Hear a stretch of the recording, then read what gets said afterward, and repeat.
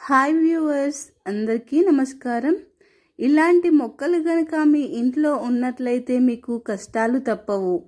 వాస్తు శాస్త్రంలో అదృష్ట మొక్కలు మరియు దురదృష్టకరమైన మొక్కలు అని 2 రకాలు ఉన్నాయి.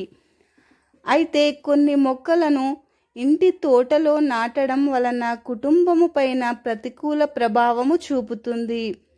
మరి ఇంట్లో ఎలాంటి చెట్లను నాటాలి, ఎలాంటి చెట్లను నాటకూడదు అనే విషయాన్ని గురించి ఇప్పుడు మనం ఈ వీడియో ద్వారా తెలుసుకుందాం.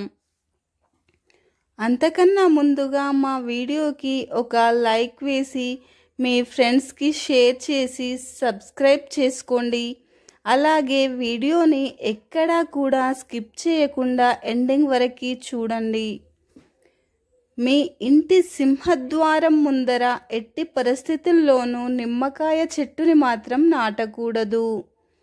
ఎందుకనగా నిమ్మ చెట్టుకి ముళ్ళు ఉండటం వలన మీ కుటుంబంలో కలహాలకు దారి తీస్తుంది అని, అందుకే వాస్తు ప్రకారంగా ఈ చెట్టుని నాటకూడదు. అనేక మంది పూజలు, దీపారాధన చేయడానికి వత్తుల కోసం పత్తి మొక్కని ఇంట్లోనే నాటుకుంటారు.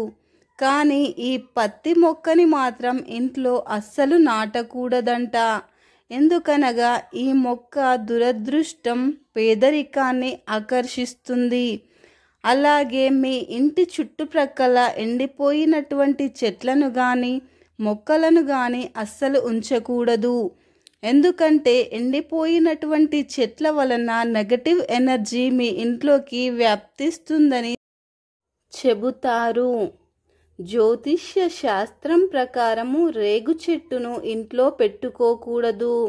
ఎందుకంటే ఈ రేగు చెట్టు ఇంట్లో ఆర్థిక ఇబ్బందులను కలిగిస్తుంది. అంతేకాకుండా ఆ చెట్టు ఉన్న ఇంట్లో మహాలక్ష్మి కూడా నివసించదు. అలాగే ఆ ఇంట్లో కష్టాలు తప్పవు. పవిత్రమైనటువంటి తులసి మొక్కని కుండీలో మాత్రమే పెంచాలి. ఎట్టి పరిస్థితుల్లో కూడా నేల మీద నాటకూడదు. ఇంటి ఆవరణలో ఎక్కడా కూడా గోరింటాకు చెట్టును పెట్టుకోకూడదు. ఎందుకంటే ఈ చెట్టు కుటుంబ సభ్యుల మీద ప్రతికూల ప్రభావాన్ని చూపుతుంది. ఇండ్లలో పాలు కారే మొక్కలను పెంచుకోవడం అంత మంచిది కాదని వాస్తుశాస్త్ర నిపుణులు పేర్కొన్నారు. ఇలాంటి చెట్లను ఇంట్లో పెంచడం వలన ఆర్థిక ఇబ్బందులు చోటు చేసుకుంటాయి. అలాగే కుటుంబంలో భార్యాభర్తల మధ్యన కలహాలు ఏర్పడతాయి. ఇంట్లో ఈశాన్యం మూలన ఉసిరి చెట్టుని నాటండి. ఈ చెట్టు ఇంట్లోకి పాజిటివ్ ఎనర్జీని తీసుకురావడంతో పాటు మీ బాధలన్నింటినీ కూడా తగ్గిస్తుంది. ఇంట్లో మొక్కలని పెంచుకునేవారు సింహద్వారానికి ఎదురుగా కానీ కిటికీలకు పక్కన కానీ చెట్లని అస్సలు పెంచకూడదు. ఎందుకంటే చెట్లని ఇలా పెంచడం వలన ఆ ఇంటి యొక్క యజమానికి కీడు జరిగే ప్రమాదం ఉంటుంది. ఇంట్లో మనీ ప్లాంట్ మొక్కని పెంచుకోవాలి. ఎందుకంటే ఈ మనీ ప్లాంట్ మొక్క మన ఇంటికి సంపదని మరియు అదృష్టాన్ని తెస్తుంది. అంతేకాకుండా ఈ మనీ ప్లాంట్ మొక్క మన ఇంట్లో ఉండటం వలన వృత్తిపరమైనటువంటి రంగాలలో విజయాన్ని సాధించవచ్చని చెబుతారు. భారతదేశంలో పూజించే అత్యంత పవిత్రమైనటువంటి మొక్క అరటి మొక్క. ఇది అదృష్టాన్ని తెచ్చిపెట్టే మొక్కగా పరిగణించబడుతుంది. ఈ అరటి చెట్టు ఇంట్లో ఉండడం వలన శ్రేయస్సు, మంచి ఆరోగ్యం మరియు మానసిక ప్రశాంతతని సూచిస్తుంది.